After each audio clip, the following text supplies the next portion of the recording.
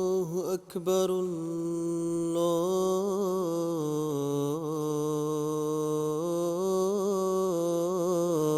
الله أكبر.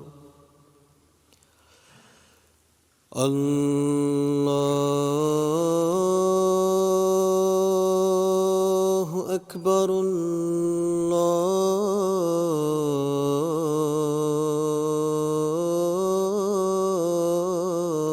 الله أكبر. أشهد أن لا إله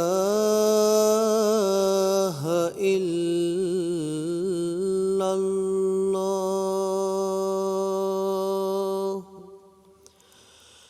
أشهد أن لا إله إلا الله.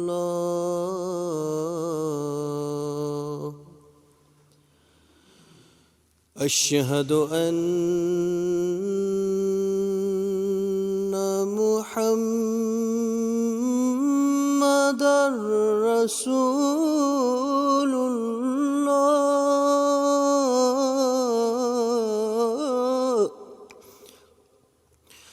أشهد أن محمدًا رسول الله.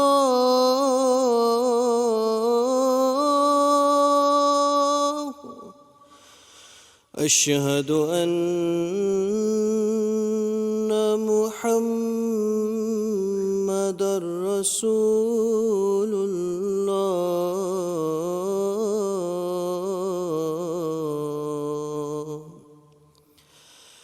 حي على الصلاة.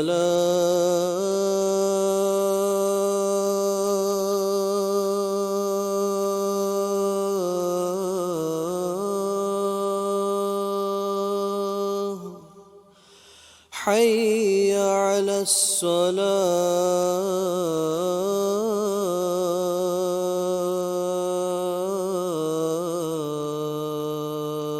الصلاة.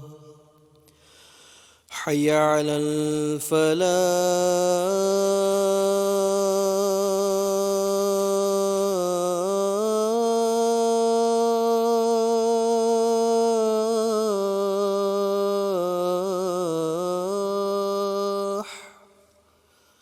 حي على الفلاح.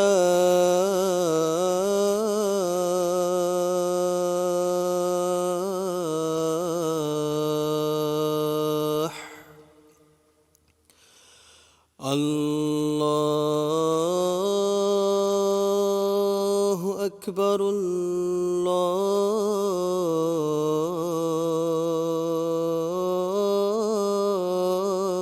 الله أكبر. لا إله إلا الله.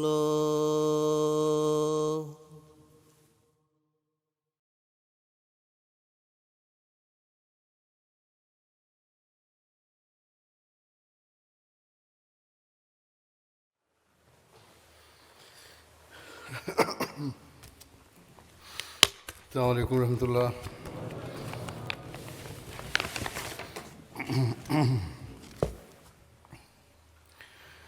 أشهد أن لا إله إلا الله وحده لا شريك له وأشهد أن محمدًا عبده ورسوله. أما بعد فأعوذ بالله من الشيطان الرجيم. بسم الله الرحمن الرحيم.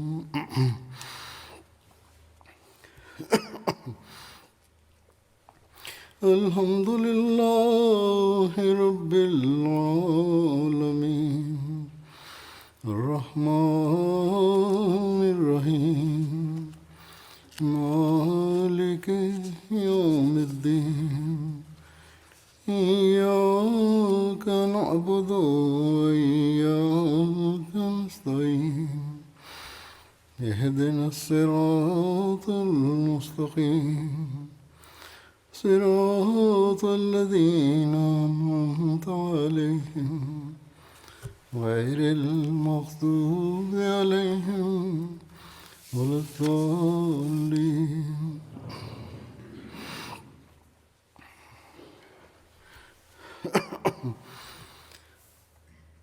حضرت ابوبکر صدیق رضی اللہ عنہ کا ذکر ہو رہا تھا. آپ کی سیرت کا کچھ بیان ہوا تھا. اس بارے میں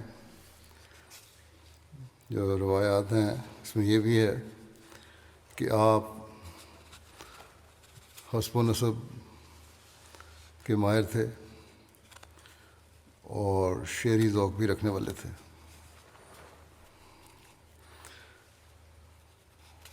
لکھا ہے کہ حضرت ابوبکر صدیق لوگوں میں سب سے زیادہ اہل عرب کے حسب و نسب کو جاننے والے تھے. جبیر بن مطعم جو کہ اس فن یعنی علم الانساب میں کمال تک پہنچے ہوئے تھے، انہوں نے کہا میں نے نسب کا علم حضرت ابوبکر سے سیکھا ہے، کیونکہ خاص طور پر قریش کا حسب و نسب، کیونکہ حضرت ابوبکر قریش میں سے قریش کے حسب و نسب اور جو اچھائیاں اور برائیاں ان کے نسب میں تھیں ان کا آپ سب سے زیادہ علم رکھنے والے تھے، اور آپ ان کی برائیوں کا تذکرہ نہیں کرتے تھے. اسی وجہ سے آپ حضرت عقیل بن ابو طالب کی نسبت ان میں زیادہ مقبول تھے، یعنی قریش میں زیادہ مقبول تھے. حضرت عقیل حضرت ابوبکر کے بعد قریش کے حسب و نسب اور ان کے آباء و اجداد اور ان کی اچھائیوں اور برائیوں کے بارے میں سب سے زیادہ جاننے والے تھے. مگر حضرت عقیل قریش کو ناپسندیدہ تھے، کیونکہ وہ قریش کی برائیاں بھی گنوا دیتے تھے. حضرت عقیل مسجد نبوی میں نسب ناموں عرب کے حالات و واقعات کا علم حاصل کرنے کے لیے حضرت ابوبکر کے پاس بیٹھا کرتے تھے. اہل مکہ کے نزدیک حضرت ابوبکر ان کے بہترین لوگوں میں سے تھے. چنانچہ جب بھی انہیں کوئی مشکل پیش آتی تو آپ سے مدد طلب کرتے تھے.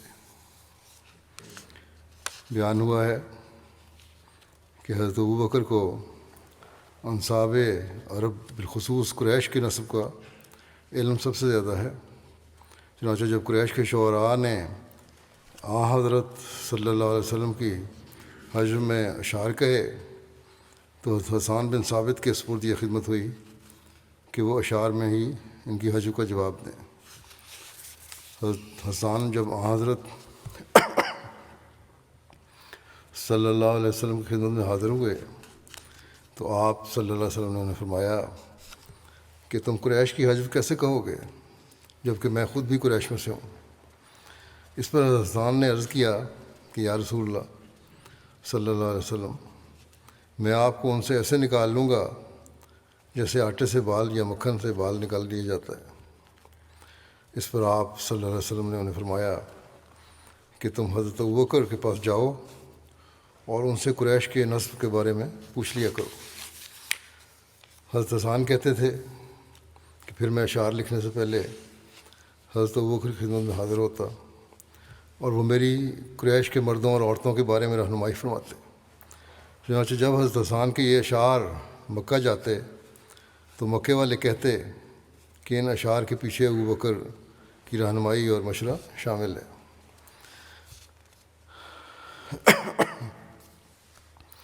حضرت ابوبکر علم الانصاب کی طرح ایام عرب یعنی عربوں کی باہم جنگوں کی تاریخ کے بھی بہت بڑے عالم تھے.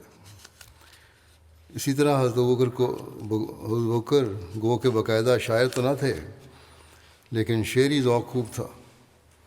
حضرت ابوبکر صدیق کی سیرت نگاروں نے یہ بحث اٹھائی ہے کہ آپ نے باقاعدہ طور پر شعر کہے تھے یا نہیں، اور کچھ سیرت نگاروں نے نفی کی ہے کہ آپ نے اشعار کہے ہوں گے، البتہ بعض سیرت نگاروں نے حضرت ابوبکر کے کچھ اشعار کا بھی ذکر کیا ہے۔ اسی طرح حضرت ابوبکر کے اشعار پر مشتمل 25 قصائد پر مشتمل ایک مخطوط جو کہ ترکی کے کتب خانے سے دستیاب ہوا ہے، وہاں پڑھا ہوا کہتے ہیں، بیان کیا جاتا ہے کہ حضرت ابوبکر کے اشعار ہیں۔ اس میں کسی لکھنے والے نے یہاں تک لکھا ہے کہ مجھے ان اشعار کی حضرت ابوبکر کی طرف نسب کی تصدیق الہامی طور پر ہوئی ہے۔ طبقات ابن سعد اور سیرت ابن ہشام نے یہی لکھا ہے کہ حضرت ابوبکر نے کچھ اشعار کہے تھے۔ حضرت صلی اللہ علیہ وسلم کی وفات پر آپ کی تدفین کے بعد حضرت ابوبکر کے اشعار یہ بیان کیے جاتے ہیں، یہ ترجمہ یہ ہے کہ اے آنکھ، تجھے سید دو عالم صلی اللہ علیہ وسلم پر رونے کے حق کی قسم، تو روتی رہ اور اب تیرے آنسو کبھی نہ تھمیں۔ اے آنکھ خندف یعنی قبیلہ قریش کے بہترین فرزند پر آنسو بہا جو کہ شام کے وقت لحد میں چھپا دیے گئے ہیں۔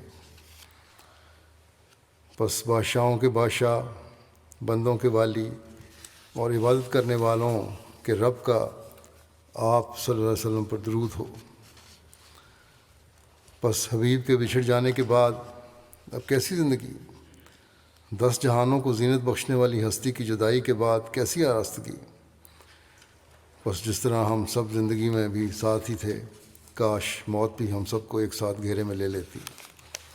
یہ اشعار کا ترجمہ ہے۔ آپ کی فراست کے بارے میں آتا ہے کہ بہت صاحب فراست ہے۔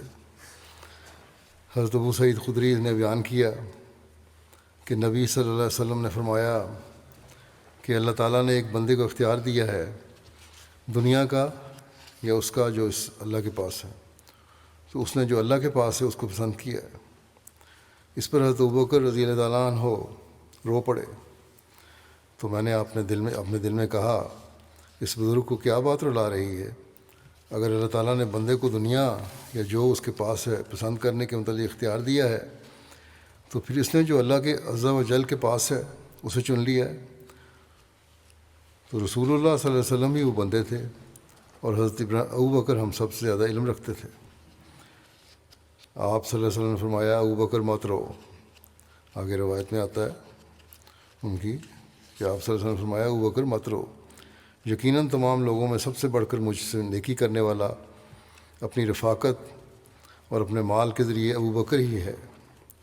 اگر میں اپنی امت میں سے کسی کو خلیل بنانے والا ہوتا تو میں ابوبکر کو بناتا، لیکن اسلام کی برادری اور محبت ہی ہے۔ محبت میں کوئی دروازہ، مسجد میں کوئی دروازہ نہ رہے مگر بند کر دیا جائے سوائے ابوبکر کے دروازے کے۔ فراست کے حوالے سے یہ حوالہ دوبارہ پیش کیا، پہلے پیش کر چکا ہوں۔ دروازوں کا جو ہے اس کی بھی ایک تشریح حضرت مسیح علیہ السلام نے فرمائی ہے جو آگے بیان کروں گا۔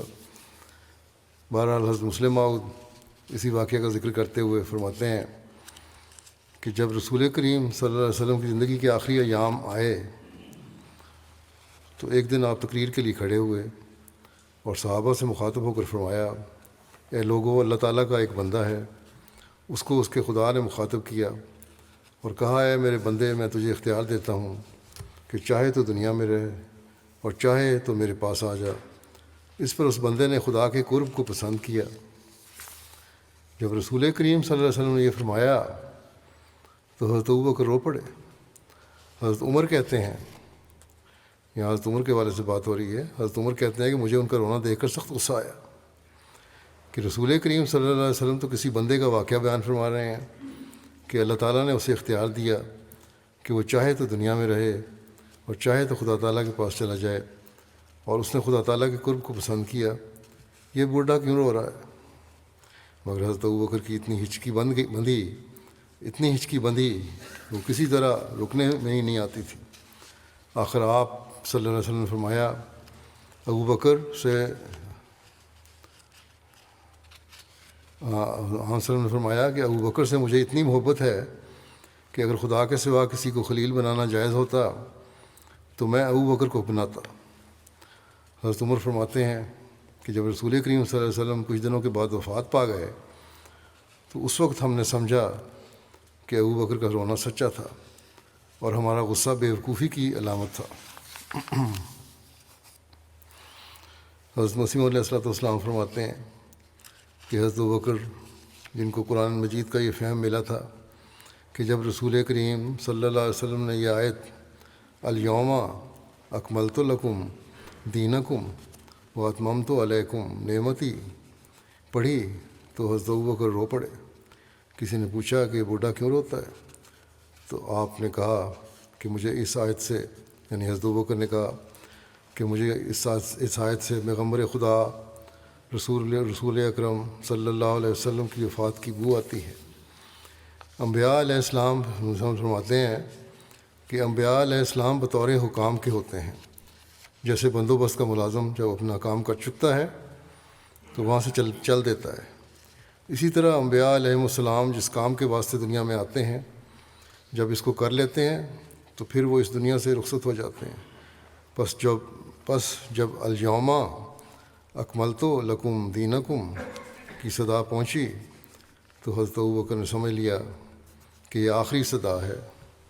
اس سے صاف معلوم ہوتا ہے کہ حضرت ابوبکر کا فہم بہت بڑا ہوا تھا، اور یہ جو احادیث میں آیا ہے کہ مسجد کی طرف سب کھڑکیاں بند کی جائیں، یہ کھڑکی کی وضاحت بھی حضرت مسیح علیہ السلام نے فرما دی کہ اس سے کیا مراد ہے کھڑکیاں بند کرنے سے۔ فرمایا کہ مسجد کی طرف یہ جو آیا ہے حدیث میں کہ مسجد کی طرف سب کھڑکیاں بند کر دی جائیں مگر ابو بکر کی کھڑکی مسجد کی طرف کھلی رہے گی، اس میں یہی سر ہے کہ مسجد چونکہ مظہر اسرار الہی ہوتی ہے، اس لیے حضرت ابو بکر صدیق کی طرف یہ دروازہ بند نہیں ہوگا۔ اللہ تعالیٰ کے اسرار، راز، باتیں، گہرائی جو اللہ تعالیٰ کی حکمت ہے باتوں میں، وہ حضرت ابو بکر صدیق رضی اللہ عنہ پر ہمیشہ کھلی رہے گی، کھلتی چلی جائے گی آپ بعد میں بھی۔ انبیاء علیہ السلام فرماتے ہیں کہ انبیاء علیہ السلام استعارت اور مجازات سے کام لیتے ہیں۔ جو شخص خوش ملاؤں کی طرح یہ کہتا ہے کہ نہیں ظاہر ہوتا ہے، وہ سخت غلطی کرتا ہے۔ حضرت ابراہیم علیہ السلام کا اپنے بیٹے سے یہ کہنا کہ یہ دہلیز بدل دے، یا آن حضرت صلی اللہ علیہ وسلم کا سونے کے کڑے دیکھنا وغیرہ امور اپنے ظاہری معنوں پر نہیں تھے بلکہ استعارہ اور مجاز کے طور پر تھے، ان کے اندر ایک اور حقیقت تھی۔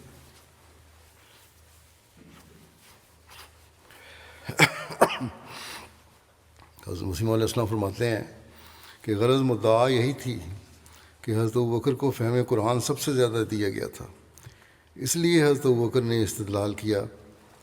آپ فرماتے ہیں کہ میرا تو یہ مذہب ہے کہ اگر یہ معنی بظاہر معارض بھی ہوتے تب بھی تقوی اور دیانتداری کا تقاضا تو یہ تھا کہ ابو بکر ہی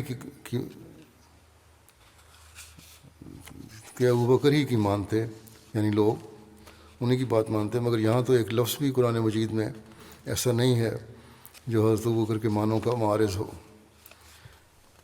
آپ فرماتے ہیں کہ مولویوں سے پوچھو کہ ابو بکر دانش مند تھے کہ نہیں؟ کیا وہ ابو بکر نہ تھے جو صدیق کہلایا؟ کیا یہی وہ شخص نہیں جو سب سے پہلے خلیفہ رسول صلی اللہ پہلے خلیفہ رسول اللہ کا بنا، جس نے اسلام کی بہت بڑی خدمت کی کہ خطرناک ارتداد کی وبا کو روک دیا؟ اچھا فرماتے ہیں اچھا اور باتیں جانے دو، یہی بتاؤ کہ حضرت ابوبکر کو ممبر پر چڑھنے کی ضرورت کیوں پیش آئی تھی؟ پھر تقویٰ سے بتاؤ کہ انہوں نے جو ما محمد الا رسول قد خلت من قبل الرسل پڑھا تو اس سے استدلال تام کرنا تھا یا ایسا ناقص استدلال تام کرنا تھا، یا ایسا ناقص کہ ایک بچہ بھی کہہ سکتا کہ عیسیٰ کو موتا سمجھنے والا کافر ہو جاتا ہے۔ یعنی مکمل یہ آیت پڑھنے کا مطلب یہ تھا ایک بڑا واضح اور ٹھوس دلیل دی جائے، نہ کہ ناقص دلیل۔ پھر ایک اور موقع پر اسی بات کی وضاحت کرتے ہوئے حضرت مسیح علیہ السلام فرماتے ہیں کہ الیوم اکملت لکم دینکم کی آیت دو پہلو رکھتی ہے، ایک یہ کہ تمہاری تطہیر کر چکا، دوم کتاب مکمل کر چکا۔ کہتے ہیں جب یہ آیت اتری تو ابو بکر رو پڑے۔ کسی نے کہا بوڑھے کیوں روتا ہے؟ آپ نے جواب دیا کہ اس آیت سے حضرت صلی اللہ علیہ وسلم کی وفات کی بو آتی ہے، کیونکہ یہ مقرر شدہ بات ہے کہ جب کام ہو چکتا ہے تو اس کا پورا ہونا ہی وفات پر دلالت کرتا ہے، جیسا دنیا میں بندوبست ہوتے ہیں، اور جب وہ ختم ہو جاتا ہے تو عملہ وہاں سے رخصت ہوتا ہے۔ جب حضرت صلی اللہ علیہ وسلم نے حضرت ابو بکر والا قصہ سنا تو فرمایا سب سے سمجھدار ابو بکر ہے، اور یہ فرمایا کہ اگر دنیا میں کسی کو دوست رکھتا تو ابو بکر کو رکھتا، اور فرمایا ابو بکر کی کھڑکی مسجد میں کھلی رہے گی، باقی سب بند کر دو۔ کوئی پوچھے کہ اس میں مناسبت کیا ہے، کہ اس سے کیا مراد، دوست رکھتا پھر کھڑکی کھلی رہے گی؟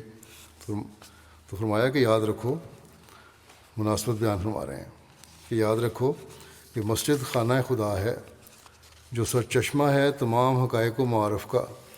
اس لیے فرمایا کہ ابو بکر کی اندرونی کھڑکی اس طرف ہے تو اس کے لیے یہ بھی کھڑکی رکھی جاوے۔ یہ بات نہیں کہ اور صحابہ محروم تھے، ان میں بھی تھے بڑے بڑے فراست والے، لیکن سب سے زیادہ ابو بکر میں تھے، بلکہ ابو بکر کی فضیلت وہ ذاتی فراست تھی جس نے ابتداء میں بھی اپنا نمونہ دکھایا اور انتہا میں بھی۔ گویا ابو بکر کا وجود مجموعۃ الفراستین تھا۔ پھر حضرت مسیح علیہ السلام فرماتے ہیں کہ حضرت ابو بکر صدیق رضی اللہ عنہ صاحب تجربہ اور صاحب فراست لوگوں میں سے تھے۔ آپ نے بہت سے پیچیدہ امور اور ان کی سختیوں کو دیکھا اور کئی مارکوں میں شامل ہوئے اور ان کی جنگی چالوں کا مشاہدہ کیا، اور آپ نے کئی صحرا اور کوہسار روندے، اور کتنے ہی ہلاکت کے مقامات تھے جن میں آپ بے دریغ گھس گئے، اور کتنی کج راہیں تھیں جن کو آپ نے سیدھا کیا، اور کئی جنگوں میں آپ نے پیش قدمی کی، اور کتنے ہی فتنے تھے جن کو آپ نے نیست و نابود کیا، اور کتنی ہی سواریاں تھیں جن کو آپ نے سفروں میں دبلا کیا، یعنی بے شمار سفر کیے کہ سواریاں تھک جاتی تھیں، اور بہت سے مراحل طے کیے، یہاں تک کہ آپ صاحب تجربہ و فراست بن گئے۔ آپ مصائب پر صبر کرنے والے اور صاحب ریاضت تھے، بس اللہ تعالیٰ نے آپ کو اپنی آیات کے مورد صلی اللہ علیہ وسلم کی رفاقت کے لیے چنا، اور آپ کے صدق و ثبات کے باعث آپ کی تعریف کی۔ یہ اشارہ تھا اس بات کا کہ آپ رسول اللہ صلی اللہ علیہ وسلم کے پیاروں میں سے سب سے بڑھ کر ہیں۔ آپ حریت کے خمیر سے پیدا کیے گئے، اور وفا آپ کی گھٹی میں تھی، اس وجہ سے آپ کو خوفناک، اہم، امر اور ہوش ربا خوف کے وقت منتخب کیا گیا۔ اور اللہ علیم و حکیم ہے، وہ تمام امور کو ان کے مواقع اور محل پر رکھتا، اور پانیوں کو ان کے مناسب حال سرچشموں سے جاری کرتا ہے۔ سو اس نے ابن ابی قحافہ پر نگاہ التفات ڈالی اور اس پر خاص احسان فرمایا، اور اسے ایک یگانہ روزگار شخصیت بنا دیا۔ اور اللہ تعالیٰ نے فرمایا، اور وہ بات کرنے والوں میں سے سب سے سچا ہے، یعنی اللہ تعالیٰ نے جو فرمایا، اللہ تعالیٰ سب سے سچا ہے بات کرنے والوں میں۔ کیا فرمایا؟ اللہ تنصروہ فقد نصرہ اللہ اذ اخرجہ الذین کفروا ثانی اثنین اذ ہما فی الغار اذ یقول لصاحبہ لا تحزن ان اللہ معنا فانزل اللہ سکینتہ علیہ وأیدہ بجنود لم تروها وأیدہ بجنود لم تروها وجعل کلمۃ الذین کفروا السفلی وکلمۃ اللہ العلیٰ واللہ عزیز حکیم۔ وکلمۃ اللہ ہی العلیٰ واللہ عزیز حکیم۔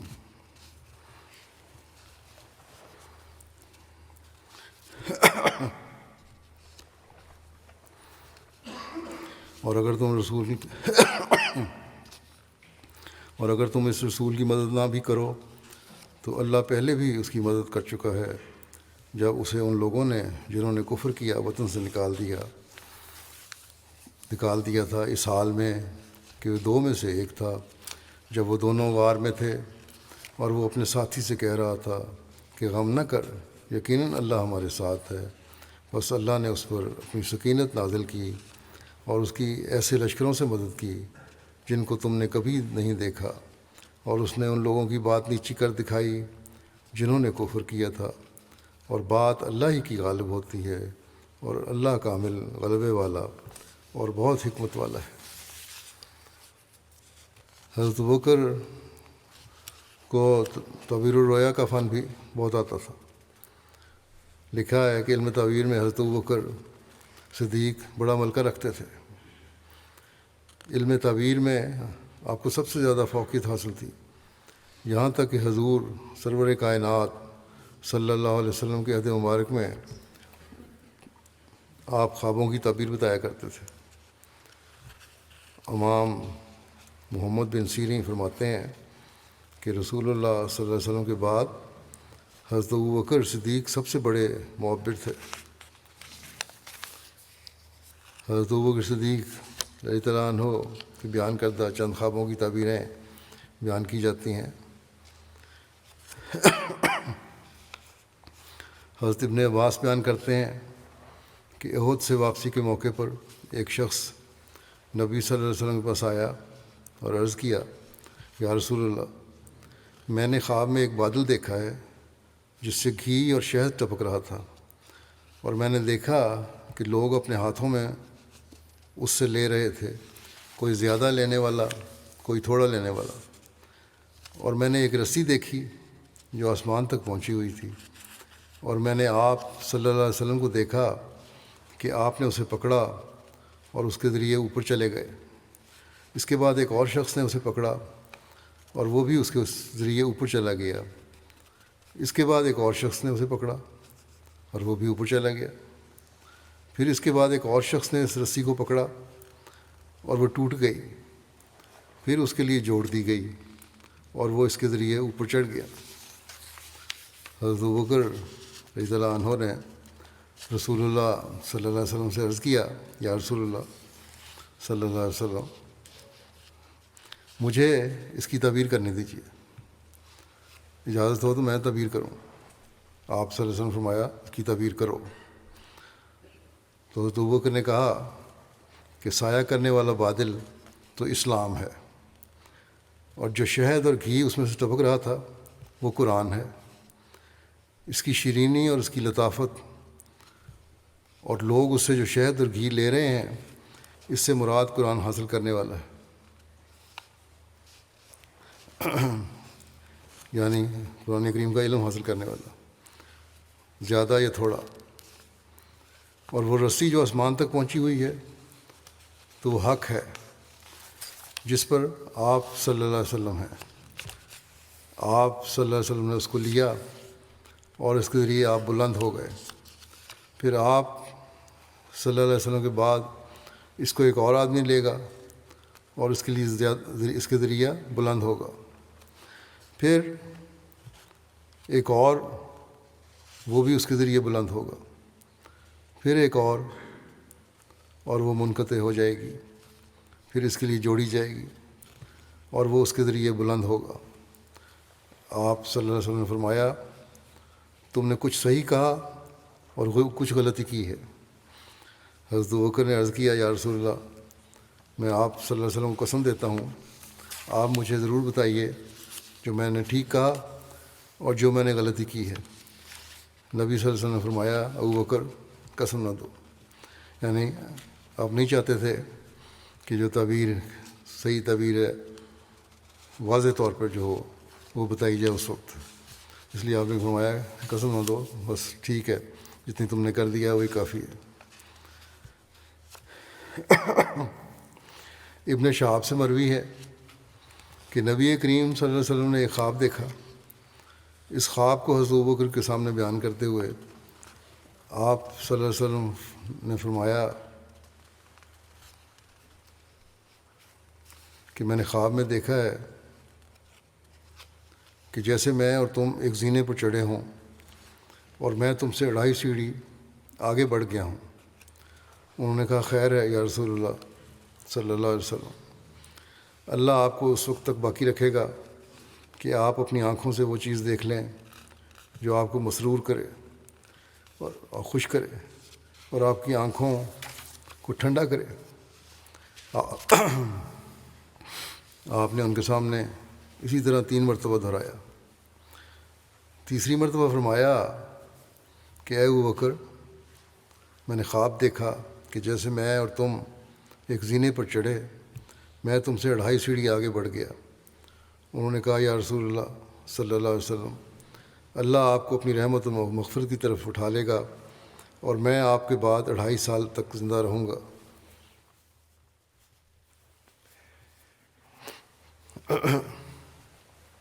حضرت ابو بکر نے اس کی تشریح کی اور اسی طرح ہوا۔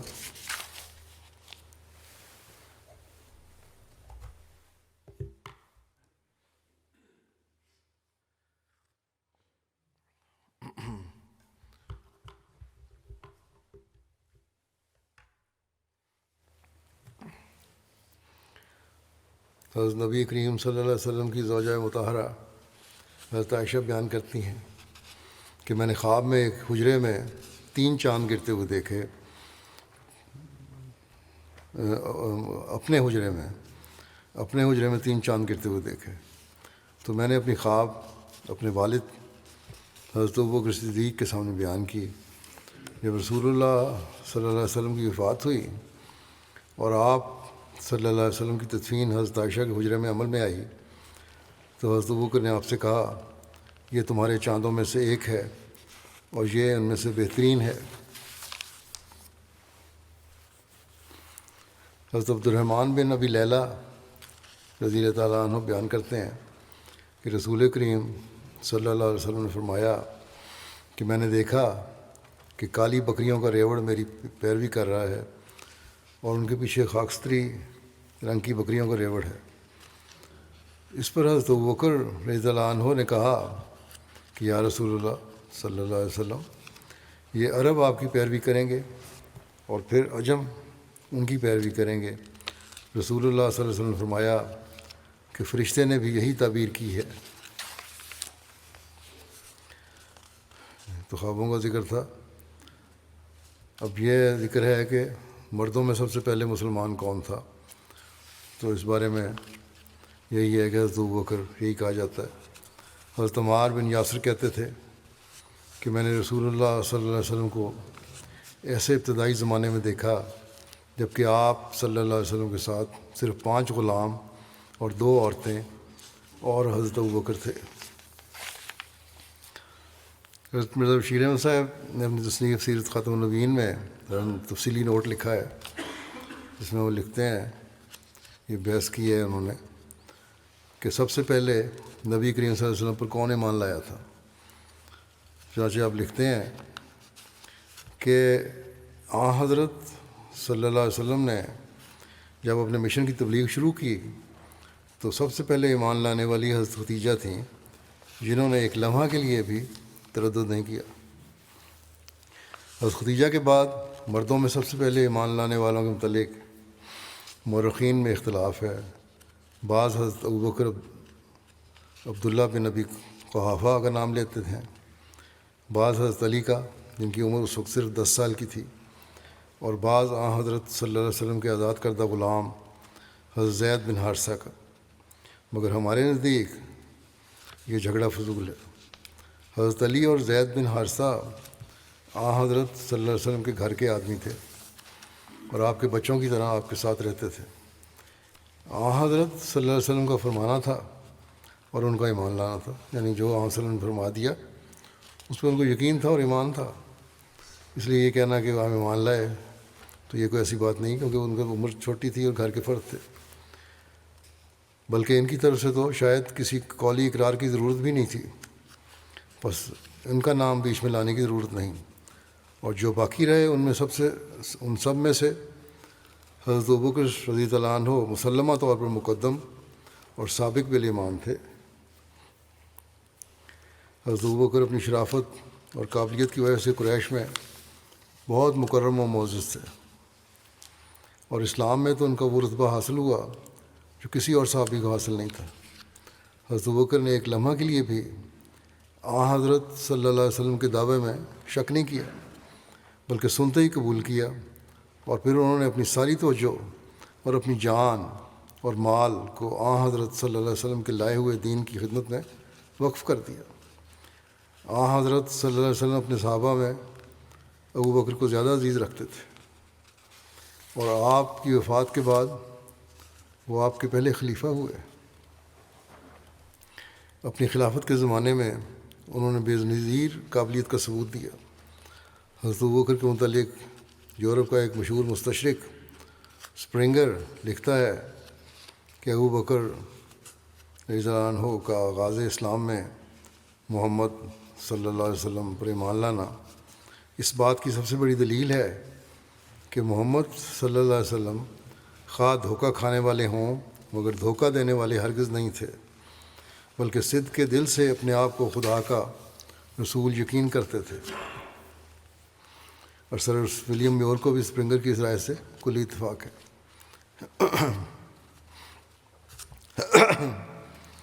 حضرت ختیجہ، حضرت ابوبکر، حضرت علی اور زید بن حارثہ کے بعد اسلام لانے والوں میں 5 اشخاص تھے جو حضرت ابوبکر رضی اللہ عنہ کی تبلیغ سے ایمان لائے، اور یہ سب کے سب اسلام میں ایسے جلیل القدر اور عالی مرتبہ اصحاب نکلے کہ چوٹی کے صحابہ میں شمار کیے جاتے تھے۔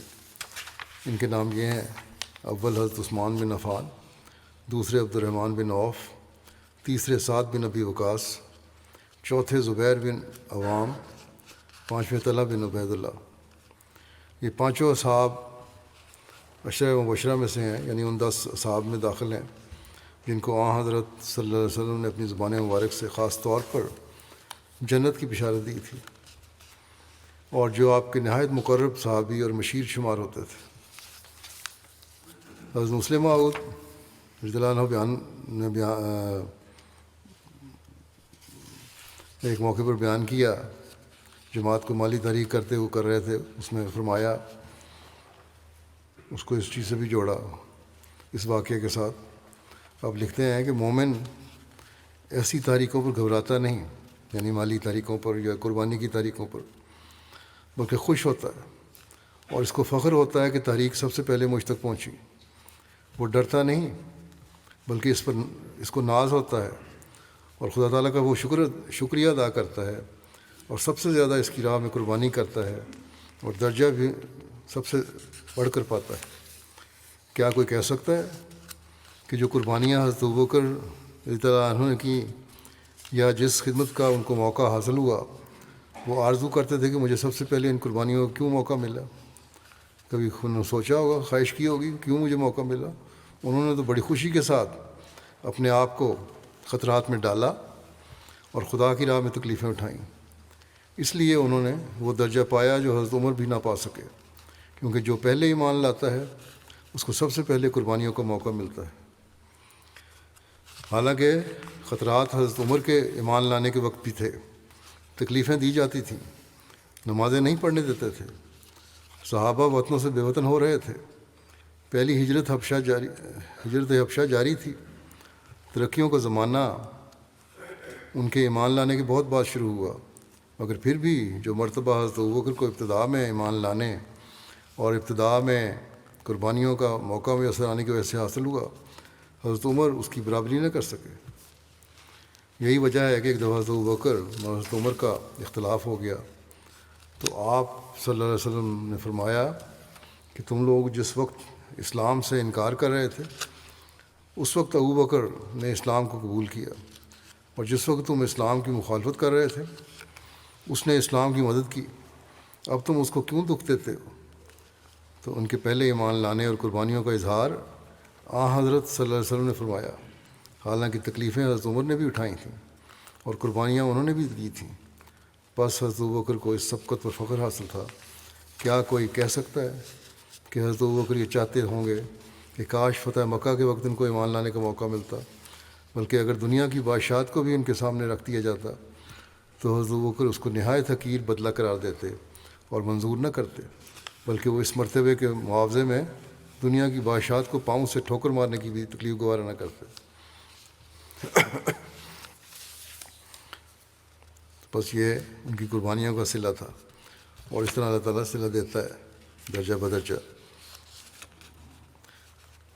غلاموں کو آزاد کروانے کے بارے میں لکھا ہے، حضرت عمر رضی اللہ عنہ کہا کرتے تھے کہ ابو بکر سیدنا و آتق سیدنا یعنی بلالہ، ابو بکر ہمارے سردار ہیں اور انہوں نے ہمارے سردار کو آزاد کیا۔ ان کی مراد حضرت بلال سے تھی۔ حضرت بکر صدیق نے آغاز اسلام میں اپنے مال سے 7 غلاموں کو آزاد کروایا جنہیں اللہ کی وجہ سے تکلیف دی جاتی تھی۔ ان غلاموں کے نام یہ ہیں: حضرت بلال رضی اللہ عنہ، عامر بن فہیرہ رضی اللہ عنہ، زنیرہ رضی اللہ عنہ، نادیہ رضی اللہ عنہ اور ان کی بیٹی رضی اللہ عنہ، اور ان کی بیٹی بنی معمل، یہ ایک لونڈی، اور اویس۔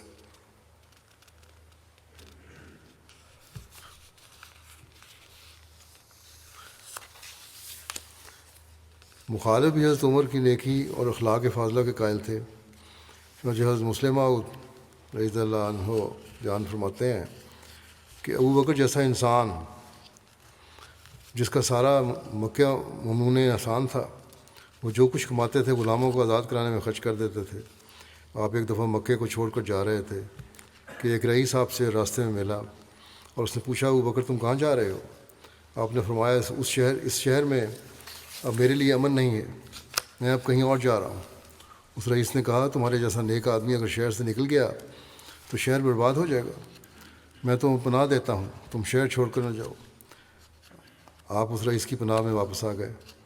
آپ جب صبح کو اٹھتے اور قرآن پڑھتے تو عورتیں اور بچے دیوار کے ساتھ کان لگا کر قرآن سنتے، کیونکہ آپ کی آواز میں بڑی رقت، سوز اور درد تھا، اور قرآن کریم چونکہ عربی میں تھا، ہر عورت، مرد، بچہ اس کی معنی سمجھتا تھا اور سننے والے اس سے متاثر ہوتے تھے۔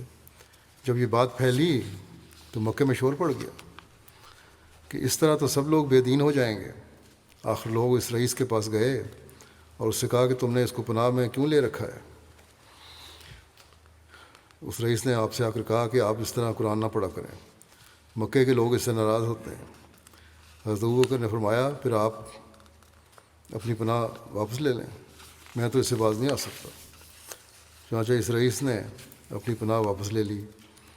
یہ آپ کے تقوی اور طہارت کا کتنا زبردست ثبوت ہے کہ محمد رسول اللہ صلی اللہ علیہ وسلم کے وہ لوگ شدید دشمن تھے اور آپ کو گالیاں بھی دیا کرتے تھے، لیکن ابو بکر کی پاکیزگی کے وہ اتنے قائل تھے کہ اس رئیس نے کہا کہ آپ کے نکل جانے سے شہر برباد ہو جائے گا۔ امامت نماز کے بارے میں آتا ہے کہ نبی کریم صلی اللہ علیہ وسلم کی عدم موجودگی میں جن چند احباب کو مسجد نبوی میں نماز پڑھانے کی سعادت نصیب ہوئی، ان میں حضرت ابوبکر بھی ہیں۔ اور حضرت ابوبکر کی ایک خصوصی سعادت یہ بھی ہے کہ حضرت صلی اللہ علیہ وسلم کے آخری ایام میں تو بالخصوص حضرت صلی اللہ علیہ وسلم کے ارشاد کے مطابق نمازیں پڑھانے کی سعادت میسر آئی۔ اس بارے میں متفرق روایات ہیں۔ حضرت عائشہ نے بیان کیا کہ رسول اللہ صلی اللہ علیہ وسلم نے فرمایا، وہ لوگ جن میں ابو بکر ہوں ان کے لیے مناسب نہیں کہ ان کے علاوہ کوئی اور ان کی امامت کروائے۔ اسود بیان کرتے ہیں کہ ہم حضرت عائشہ رضی اللہ عنہ کے پاس تھے کہ اتنے میں ہم نے نماز پر باقاعدگی اور اس کی عظمت کا ذکر کیا، تو انہوں نے فرمایا کہ جب رسول اللہ صلی اللہ علیہ وسلم اس بیماری سے بیمار ہوئے جس میں آپ فوت ہو گئے تھے تو نماز کا وقت ہوا اور اذان دی گئی۔ آپ صلی اللہ علیہ وسلم نے فرمایا، ابو بکر سے کہو کہ وہ لوگوں کو نماز پڑھائیں۔ تو آپ سے عرض کیا گیا کہ ابو بکر رقیق القلب ہیں، جب آپ کی جگہ کھڑے ہوئے تو وہ لوگوں کو نماز نہیں پڑھا سکیں گے۔ آپ صلی اللہ علیہ وسلم نے دوبارہ فرمایا، آپ صلی اللہ علیہ وسلم پھر وہی عرض کیا گیا کہ رقیق القلب ہیں۔ تو آپ نے تیسری مرتبہ پھر فرمایا اور کہا، تم یوسف والیاں ہو، یعنی اس طرح کی باتیں کر رہی ہو۔ ابو بکر سے کہو کہ وہ لوگوں کو نماز پڑھائیں۔ تب حضرت ابوبکر نکلے نماز پڑھانے کے لیے۔ نبی صلی اللہ علیہ وسلم نے اپنی طبیعت میں کچھ افاقہ محسوس کیا تو آپ صلی اللہ علیہ وسلم نکلے اور آپ کو 2 آدمیوں کے درمیان سہارا دیا جا رہا تھا۔ وہ کہتی ہیں مجھے یہ ایسا ہی یاد ہے گویا کہ میں اب بھی دیکھ رہی ہوں کہ آپ کے پاؤں جو بیماری کی وجہ سے زمین پر لکیریں ڈال رہے تھے، یعنی چل نہیں سکتے تھے اسی طرح، پاؤں اٹھا نہیں سکتے تھے تو پاؤں زمین میں گھسٹ رہے تھے۔ حضرت ابوبکر نے چاہا جب آپ کو دیکھا اس طرح آتے ہوئے کہ پیچھے ہٹ جائیں، مگر نبی کریم صلی اللہ علیہ وسلم نے اشارہ سے فرمایا کہ اپنی جگہ پر ہی رہیں۔ پھر آپ صلی اللہ علیہ وسلم کو لایا گیا یہاں تک کہ آپ حضرت ابوبکر کے پہلو میں بیٹھ گئے۔ آمش سے کہا گیا اور کیا نبی نماز پڑھا رہے تھے، اور حضرت ابوبکر آپ کی نماز کی کتابیں پڑھتے تھے اور لوگ حضرت ابوبکر کی نماز کی کتابیں پڑھتے تھے، تو انہوں نے سر سے اشارہ کیا کہ ہاں آپ صلی اللہ علیہ وسلم نے حضرت ابوبکر کے بائیں طرف بیٹھے، آپ صلی اللہ علیہ وسلم حضرت ابوبکر کے بائیں طرف بیٹھے اور حضرت ابوبکر کھڑے ہو کر نماز پڑھ رہے تھے۔ حضرت انس بن مالک انصاری نے، یہ راوی کہتے ہیں کہ مجھے بتایا انہوں نے نبی کریم صلی اللہ علیہ وسلم کی اتباع کی اور خدمت کی اور آپ کی صحبت میں رہے۔ بتایا کہ ابوبکر ان لوگوں کو نماز پڑھایا کرتے تھے۔ نبی صلی اللہ علیہ وسلم کی اس بیماری میں جس میں آپ کی وفات ہو گئی، یہاں تک کہ جب پیر کا دن ہوا اور وہ نماز میں صفوں میں تھے، نبی صلی اللہ علیہ وسلم نے حجرے کا پردہ اٹھایا، آپ ہمیں دیکھ رہے تھے اور آپ کھڑے ہوئے تھے، گویا کہ آپ کا چہرہ مبارک قرآن مجید کا ورق تھا۔ پھر آپ صلی اللہ علیہ وسلم نے خوش ہو کر تبسم کی فرمایا اور ہمیں خیال ہوا کہ ہم خوشی سے آزمائش میں پڑ گئے ہیں نبی کو دیکھنے کی وجہ سے۔ اتنے میں حضرت ابوبکر رضی اللہ عنہ اپنی ایڑیوں کے بل پیچھے ہٹے تا وہ صف میں مل جائیں اور وہ سمجھے کہ نبی صلی اللہ علیہ وسلم نماز کے لیے باہر تشریف لا رہے ہیں، مگر نبی صلی اللہ علیہ وسلم نے اشارت سے فرمایا کہ اپنی نماز پوری کرو اور پردہ ڈال دیا اور آپ اسی دن فوت ہو گئے۔ ایک روایت میں ہے کہ ایک مرتبہ انہی دنوں میں حضرت عمر نے نماز پڑھائی تھی۔ اس کی تفصیل یوں ملتی ہے کہ حضرت عبداللہ بن زمع بیان کرتے ہیں کہ جب رسول اللہ صلی اللہ علیہ وسلم کی بیماری شدید ہو گئی اور میں مسلمانوں کی ایک جماعت میں آپ کی خدمت میں موجود تھا، حضرت بلال نے آپ کو نماز کے لیے بلایا تو آپ صلی اللہ علیہ وسلم نے فرمایا کسی کو کہو کہ وہ لوگوں کو نماز پڑھائے۔ حضرت عبداللہ بن زمع باہر نکلے تو دیکھا حضرت عمر لوگوں میں تھے اور حضرت ابوبکر موجود نہ تھے۔ کہتے ہیں میں نے کہا کہ اے عمر کھڑے ہو جائیں اور لوگوں کو نماز پڑھائیں۔ وہ آگے بڑھے اور اللہ اکبر کہا۔ جب رسول اللہ صلی اللہ علیہ وسلم نے ان کی آواز سنی، حضرت عمر کی آواز بلند آواز ہوتی تھی، تو آپ صلی اللہ علیہ وسلم نے فرمایا ابوبکر کہاں ہیں؟ اللہ اس کا انکار کرتا ہے اور مسلمان بھی، اللہ اس کا انکار کرتا ہے اور مسلمان بھی۔ آپ نے حضرت ابوبکر کو بلا بھیجا، وہ آئے اور بعد اس کے کہ حضرت عمر نماز پڑھا چکے تھے پھر انہوں نے لوگوں کو نماز پڑھائی ہے۔ یہ بھی ایک روایت ہے۔ ایک اور روایت میں ہے کہ نبی صلی اللہ علیہ وسلم حضرت عمر کی آواز سنی تو نبی صلی اللہ علیہ وسلم باہر تشریف لائے، یہاں تک کہ آپ نے اپنا سر مبارک اپنے حجرہ سے بلند کر کے دیکھا، پھر فرمایا نہیں نہیں نہیں، چاہیے کہ اپنے ابی قحافہ لوگوں کو نماز پڑھائیں۔ آپ نے یہ ناراضگی سے فرمایا۔ اس روایت کی مزید تفصیل مسند احمد میں یہ ملتی ہے کہ جب حضرت عمر کو اس بات کا علم ہوا تو انہوں نے حضرت عبداللہ بن زمع سے، جنہوں نے حضرت عمر سے کہا تھا کہ آپ نماز پڑھائیں، کہا کہ میں نے سمجھا تھا کہ تمہیں حضرت صلی اللہ علیہ وسلم نے فرمایا ہے کہ مجھے نماز پڑھانے کو کہا جائے، مگر نہ میں کبھی بھی نماز نہ پڑھاتا۔ اس پر انہوں نے کہا، عبداللہ بن زمع نے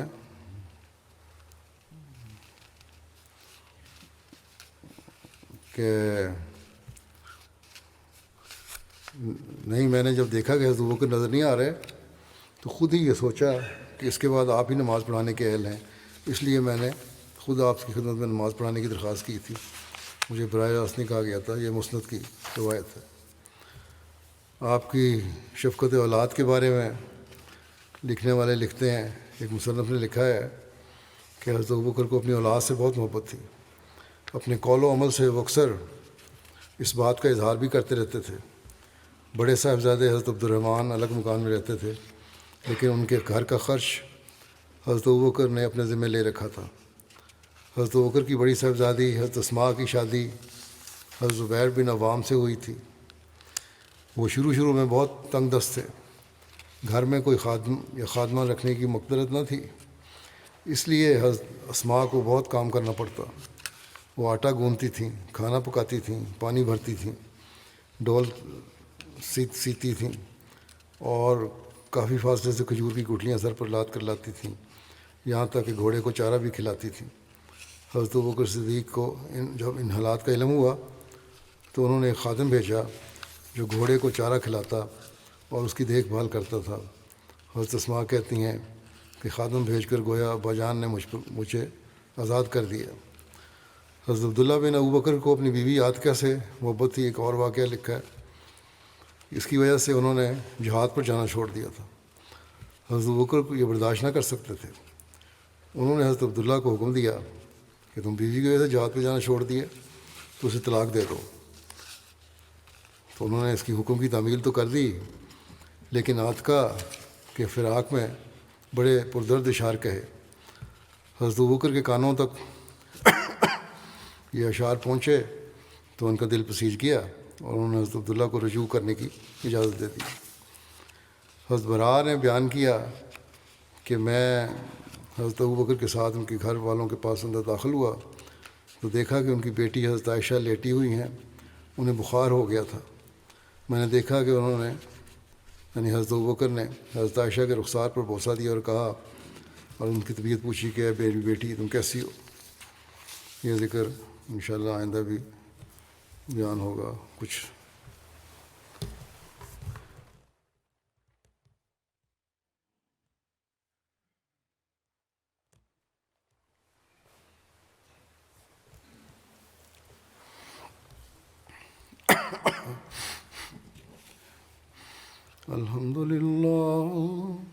الحمد لله نحمده ونستعينه ونستغفره ونؤمن به ونتوكل عليه ونعوذ بالله من شرور أنفسنا ومن سيئات أعمالنا.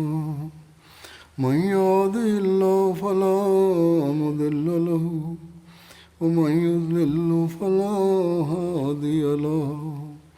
ونشهد أن لا إله إلا الله ونشهد أن محمدا عبده ورسوله. عباد الله رحمكم الله، إن الله يأمر بالعدل والإحسان وإيتاء ذي القربى وينهى عن الفحشاء والمنكر والبغي يعظكم لعلكم تذكرون. اذكروا الله يذكركم وادعوه يستجب لكم ولذكر الله أكبر.